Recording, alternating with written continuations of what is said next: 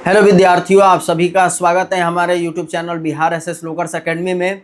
आज हम लोग जो है मनोविज्ञान का दूसरा अध्याय जिसमें क्रेस्मर तथा सेल्डन का व्यक्तित्व सिद्धांत पढ़ने वाले हैं। इसके पहले क्लास में हम लोगों ने इस दूसरे अध्याय में आत्म तथा व्यक्तित्व के बारे में पढ़ा था कि आत्म क्या होता है, व्यक्तित्व क्या होता है, आत्म के जो पक्ष है वो कौन कौन से हैं, व्यक्तित्व का परिभाषा कौन से मनोवैज्ञानिकों ने दिया, स्व का परिभाषा क्या है, स्व का प्रकार क्या है, ये सभी चीज़ों के बारे में हम लोगों ने पहला क्लास में अध्ययन कर लिया था।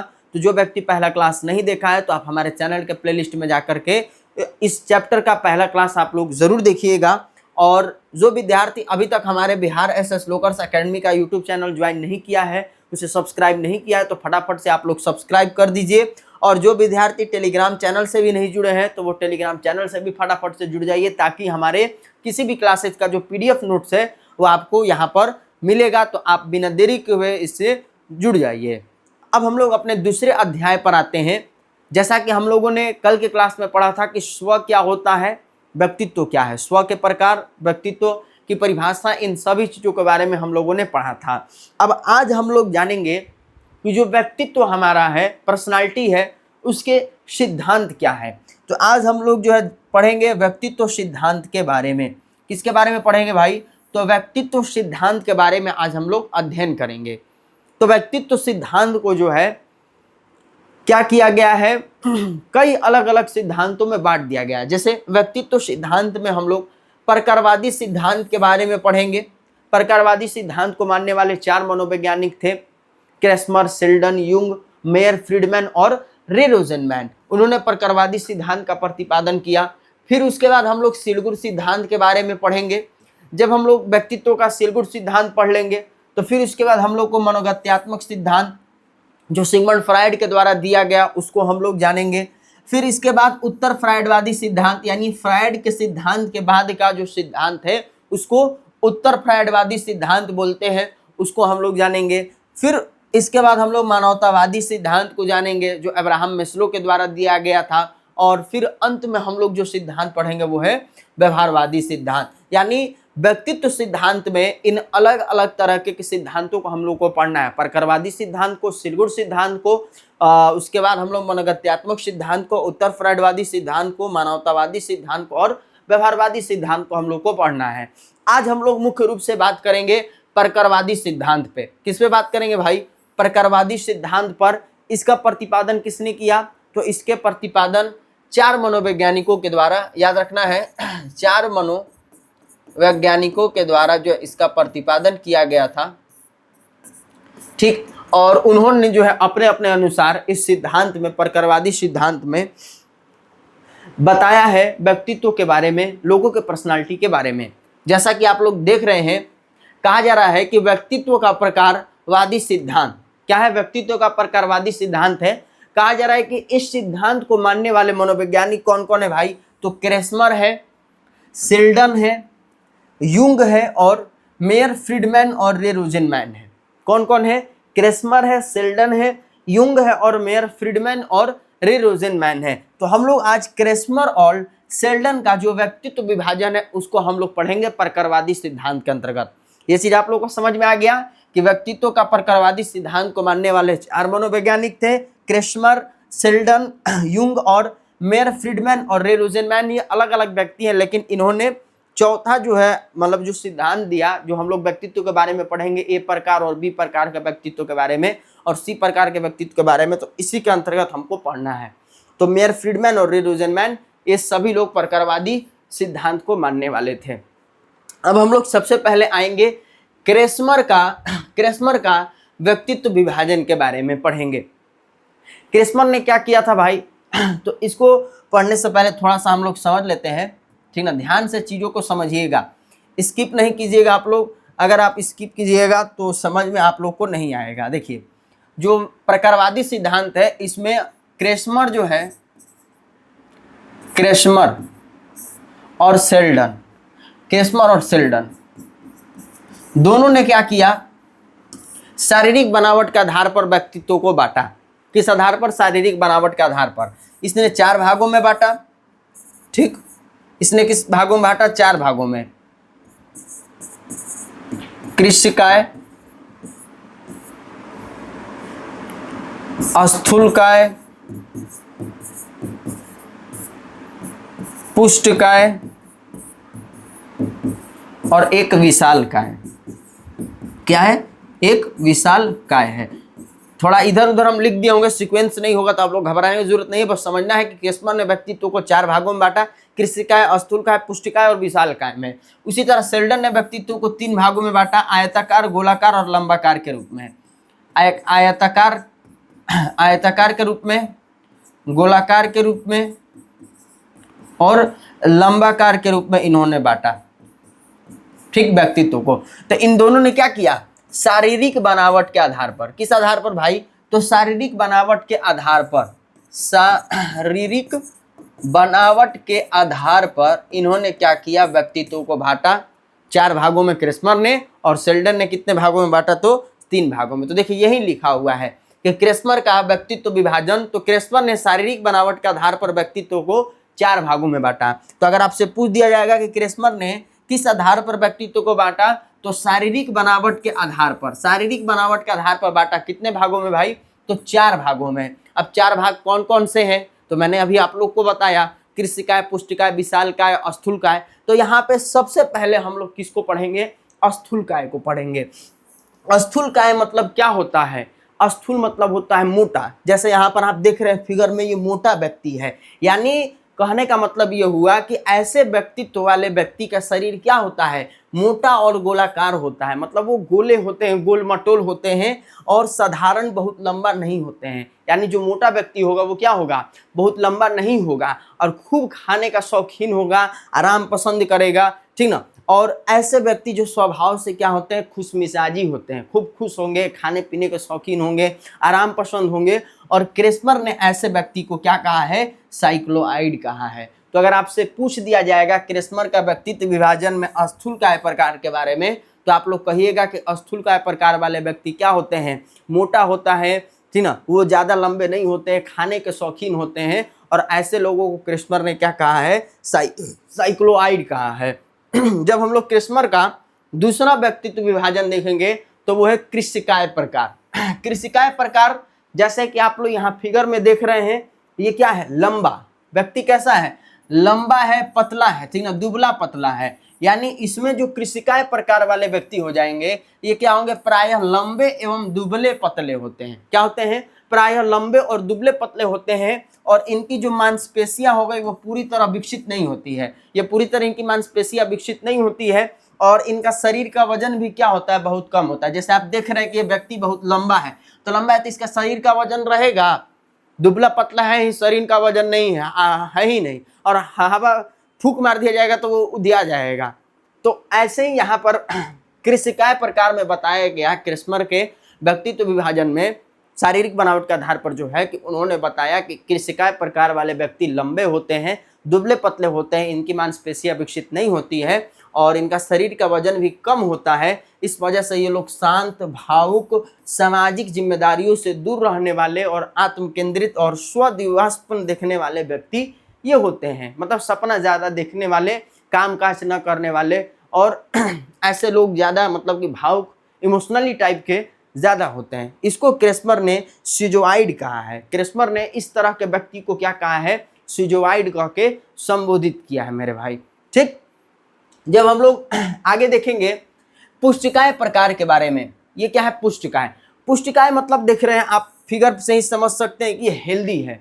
मतलब गोलेकार प्रकार की तरह व्यक्ति वाले नहीं है ये, ना ये लंबा है नहीं ये गोला है, ये एक हेल्दी है, एक बीच वाले। जैसे हम लोग होते हैं कि हम बीच बीचुआ होते हैं, ना ज़्यादा लंबे होंगे ना ज़्यादा नाटे होंगे। तो वही हमारे पुष्टिकाय प्रकार में दिया गया कि इस तरह के व्यक्ति ना तो बहुत लंबे होते हैं और ना बहुत नाटे होते हैं। ऐसे व्यक्ति जो है ना बहुत जो है मोटे होते हैं और ना बहुत दुबले होते हैं, मतलब नॉर्मल रहेंगे। जैसे बीच वाले हम लोग बोलते हैं ना, बीच बीचुआ लोग, ना ज़्यादा लंबा है ना ज़्यादा नाटा है, मिडिल वाला है। तो वैसे ही ये पुष्टिकाय प्रकार वाले व्यक्ति होते हैं और इनका शरीर पूरी तरह क्या होता है? विकसित होता है, सुडौल होता है, यानी देखने में सुंदर, आकर्षक होता है। और ऐसे लोग जो है क्या करते हैं कि शरीर इनका जो है संतुलित होता है, ना मतलब कि ज़्यादा लंबे होते हैं ना ज़्यादा पतले होते हैं, मतलब समान एक रहेंगे बीच वाले, ठीक। तो वही चीज़ यहाँ पर जो है बताया गया है। तो ये पुष्टिकाय प्रकार वाले व्यक्ति होंगे। इसके बाद हम लोग जब आगे बात करेंगे तो आगे बताया गया है विशालकाय प्रकार के बारे में भाई। किसके बारे में बताया गया मेरे भाई? विशालकाय प्रकार के बारे में बताया गया है। अब विशालकाय प्रकार क्या है इसको थोड़ा सा समझिएगा आप लोग, ठीक ना। थोड़ा सा इसको हम शॉर्ट कर दे रहे हैं स्लाइड को ताकि आप लोग को समझ में आ सके। चलिए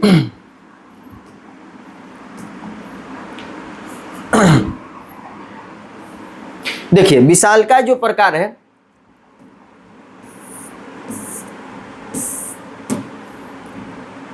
देखिएगा समझिएगा विशालकाय प्रकार के बारे में कि क्रेस्मर का मानना है कि ऐसे व्यक्ति में उपयुक्त तीनों गुण स्पष्ट रूप से ना होकर कुछ कुछ मिले जुले होते हैं। मतलब जो विशालकाय प्रकार वाले व्यक्ति होंगे इनमें जो गुण होंगे कृषिकाय, पुष्टकाय और स्थूलकाय वाले, उन सभी का मिश्रण होगा। मतलब वो थोड़ा मोटा भी हो जाएगा, लंबा भी हो जाएगा हल्का, और मिडिल वाले भी जो बीच वाले थे वो भी, मतलब व्यक्ति में अगर गुण देखे जा रहे हैं तीनों का मिश्रण अगर हो रहा है तो वही विशालकाय प्रकार वाले व्यक्ति कहलाते हैं। यानी क्रेस्मर का मानना है कि ऐसे व्यक्ति उपयुक्त तीनों गुण उनमें ज्यादा होता है, इसलिए उनका व्यवहार भी क्या होता है? मिश्रित होता है, मिश्रित देखा गया है। चलिए तो ये हमारा क्या हो गया? ये हमारा विशालकाय प्रकार के बारे में हो गया। अब हम लोग जब बात करेंगे विशालकाय प्रकार के बारे में, उसके बाद अगला हमारा क्या है? सेल्डन का व्यक्तित्व विभाजन है। हमने क्रेस्मर का व्यक्तित्व विभाजन देख लिया, स्थूलकाय, कृषिकाय, पुष्टकाय और विशालकाय के बारे में।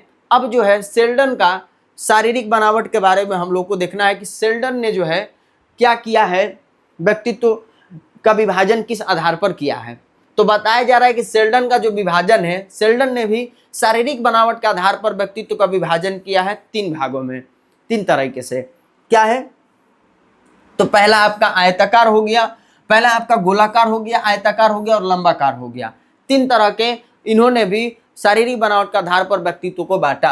गोलाकार, आयताकार हो गया और लंबाकार हो गया, ठीक ना। देखिए यहां पर सबसे पहला क्या दिया है? गोलाकार व्यक्तित्व वाले व्यक्ति के बारे में बताया गया। यहां पर आप फिगर में भी देख सकते हैं, ये गोल मोटोल इंसान है।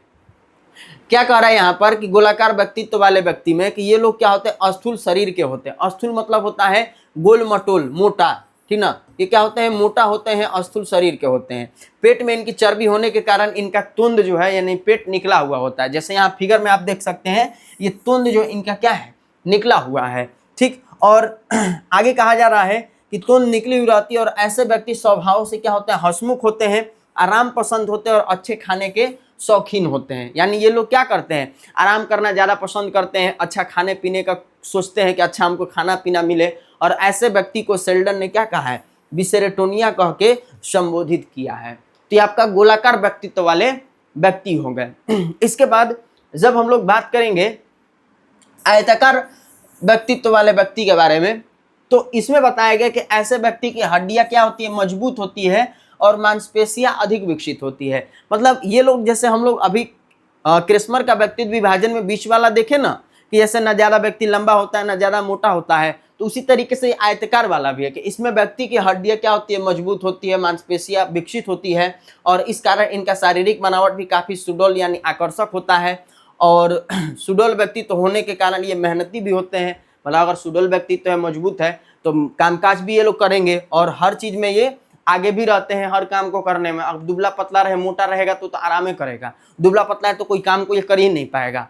तो वही चीज यहाँ पर बताया गया आयताकार वाले में कि ये लोग सुडौल और मजबूत, इनकी हड्डियां मजबूत होती है, आकर्षक होते हैं ये लोग और मांसपेशियां विकसित होती है। इस वजह से ये लोग मेहनती भी होते हैं, कामकाज भी करते हैं। और ऐसे व्यक्ति को सेल्डन ने क्या कहा है? सेरेब्रोटोनिया कह के संबोधित किया। और ऐसे व्यक्ति बहिर्मुखी व्यक्तित्व वाले ज्यादा होते हैं। बहिर्मुखी कहने का मतलब क्या हुआ? कि ऐसे व्यक्ति जो ज्यादा सामाजिक लोगों के साथ रहे, दूसरे लोगों के साथ रहे, उनके बातचीत को माने, उनके व्यवहार को, उनके द्वारा किए गए काम को समझे, अकेले ना रहें। अकेले रहेंगे तो वह अंतर्मुखी हो जाएंगे। बहिर्मुखी यानी कि जो लोगों के साथ रहे, समाज के साथ रहे, समाज के साथ जुड़े रहें। तो वही हमारे आयताकार स्वभाव वाले व्यक्ति होते हैं, आयताकार व्यक्तित्व वाले व्यक्ति होते हैं। तो इसको याद रखना है, सेल्डन ने सेरेब्रोटोनिया कह के संबोधित किया है। अब हम लोग आखिरी जब हम लोग देखेंगे लंबाकार व्यक्तित्व वाले के बारे में, तो ऐसे व्यक्तित्व वाले व्यक्ति क्या होते हैं, लंबा होते हैं। लंबाकार से ही पता चल रहा है हमारा कि लंबा होंगे, दुबला पतला होंगे, ठीक। और ऐसे व्यक्तियों की मांसपेशियां कम विकसित होती है, जिसके कारण ये कमजोर भी होते हैं। मतलब ये जो एकदम दुबला पतला खूब होंगे लकड़ी की तरह, और ये कमजोर होंगे, कामकाज भी नहीं कर पाएंगे। तो ऐसे व्यक्ति स्वभाव से क्या होंगे, संकोची यानी लजालू होते हैं, ठीक, क्रोधित होते हैं, चिड़चिड़े होते हैं, अकेले रहना पसंद करते हैं, यानी ये अंतर्मुखी स्वभाव वाले व्यक्ति होते हैं। और ऐसे लोगों को क्रेस्मर ने क्या कहा है, सेरेब्रोटोनिया कह के संबोधित किया है। और इनको बहुत जल्द नींद भी आती है, जैसे ज्यादा सोने के एकदम शौकीन होंगे, क्योंकि इनमें फुर्ती रहेगा नहीं, शरीर में कमजोरी रहेगा, कमजोर रहेंगे, दुबले पतले हैं। तो ऐसे लोग क्या करेंगे, मतलब संकोच, लजालू, और साथ ही साथ जो कोई काम को नहीं कर पाएंगे, केवल आराम पसंद करने वाले, ज्यादा नींद लेने वाले और बहुत जल्द घबराने वाले ये व्यक्ति होते हैं। तो ये हमारे शेल्डन के द्वारा बताया गया था लंबाकार व्यक्तित्व के बारे में, जिसको शेल्डन ने क्या कहा है, सेरेब्रोटोनिया कहा है। तो गोलाकार, आयताकार, लंबाकार, ये शेल्डन का व्यक्तित्व विभाजन था शारीरिक बनावट के आधार पर। और फिर उसके बाद क्रेस्मर का व्यक्तित्व विभाजन स्थूलकाय, कृष्णकाय, पुष्टकाय और विशालकाय था। तो ये चीजें मैंने आप लोग को समझा दिया, याद रखना है। यहाँ से क्वेश्चन आप लोग से पूछा जाता है, ऑब्जेक्टिव में भी और सब्जेक्टिव में भी। तो आप लोग बताइएगा कि ये सेशन आप लोग को कैसा लगा, और इस क्लास के साथ जुड़ने के लिए आप लोगों का तहे दिल से धन्यवाद। नेक्स्ट क्लास में हम लोग जो है सिलगुण सिद्धांत को पढ़ेंगे, ठीक ना, सिलगुण सिद्धांत को पढ़ेंगे। लेकिन उससे पहले हम लोग क्या देखेंगे, उससे पहले हम लोग देखेंगे युंग का व्यक्तित्व विभाजन, ठीक ना, कार्ल युंग का व्यक्तित्व विभाजन। इन्होंने क्या किया है कि सिलगुणों के आधार पर व्यक्तित्व को बांटा है, तो उसको हम लोग समझेंगे। बाकी मेयर फ्रीडमैन और रे रोजेनमैन का, मेयर फ्रीडमैन और रे रोजेनमैन का भी हम लोग जो है, रे रोजेनमैन का भी हम लोग जो है सिद्धांत को पढ़ेंगे। तो नेक्स्ट क्लास में हम लोग पढ़ेंगे, तो आप लोग जरूर उस क्लास के साथ भी जुड़िएगा। और ये क्लास कैसा लगा कमेंट में आप लोग जरूर बताइएगा। मिलते हैं नेक्स्ट क्लास में, तब तक के लिए आप लोग स्वस्थ रहिए, मस्त रहिए और अपनी तैयारी अच्छे से करते रहिए। धन्यवाद।